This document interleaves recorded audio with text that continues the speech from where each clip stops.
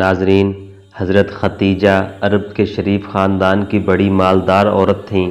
ان کی شرافت نسبی اور افقت اور پاک دامنی کی وجہ سے جاہلیت اور اسلام میں لوگ ان کو زہرا کے نام سے پکارتے تھے۔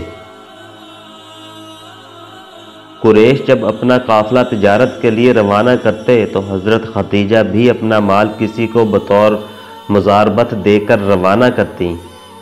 ایک حضرت ختیجہ کا سامان قریش کے کل سامان کے برابر ہوتا تھا۔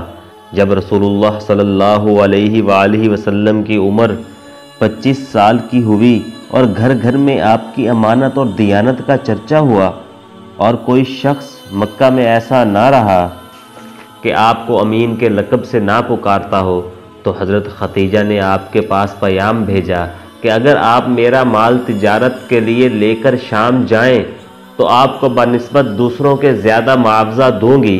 آپ صلی اللہ علیہ وآلہ وسلم نے اپنے چچا ابو طالب کی مالی مشکلات کی وجہ سے اس پیغام کو قبول فرمایا اور حضرت ختیجہ رضی اللہ تعالی عنہ کے غلام میسرہ کے ساتھ شام کی طرف روانہ ہوئے۔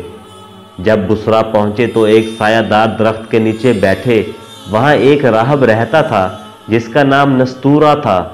وہ دیکھ کر آپ کی طرف آیا اور آپ کو دیکھ کر یہ کہا کہ عیسیٰ ابن مریم کے بعد سے لے کر اب تک یہاں آپ کے سوا اور کوئی نبی نہیں اترا۔ پھر میسرہ سے کہا کہ ان کی آنکھوں میں یہ سرخی ہے۔ میسرہ نے کہا کہ یہ سرخی آپ صلی اللہ علیہ وآلہ وسلم سے کبھی جدا نہیں ہوتی۔ راہب بولا، یہ وہی نبی ہے اور یہ آخری نبی ہے۔ پھر آپ خرید و فروخت میں مشغول ہوئے۔ اس اثناء میں ایک شخص آپ سے جھگڑنے لگا اور اس نے آپ سے یہ کہا کہ لات و عزا کی قسم کھائے۔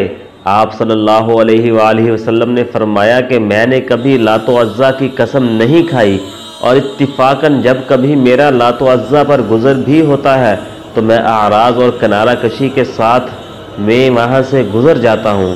یہ سن کر اس شخص نے کہا کہ بے شک بات تو آپ ہی کی ہے، یعنی صادق اور سچے ہیں۔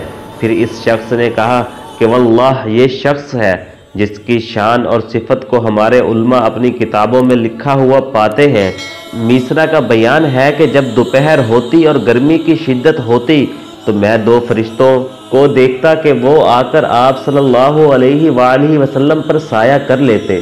جب آپ شام سے واپس ہوئے تو دوپہر کا وقت تھا اور دو فرشتے آپ پر سایہ کیے ہوئے تھے۔ حضرت ختیجہ رضی اللہ تعالی عنہ نے جب بالا خانے سے آپ کو اس شان سے آتے دیکھا تو پاس کی تمام عورتوں کو بھی دکھلایا۔ تمام عورتیں تعجب کرنے لگیں۔ بعد ازاں میسرہ نے سفر کے تمام حالات و واقعات سنائے اور آپ اپنے مال و تجارت حضرت ختیجہ رضی اللہ تعالی عنہ کے سپرد کیا۔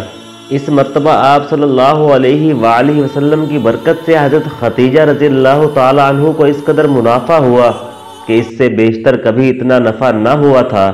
حضرت ختیجہ نے جتنا معاوضہ آپ سے مقرر کیا تھا اس سے زیادہ دیا۔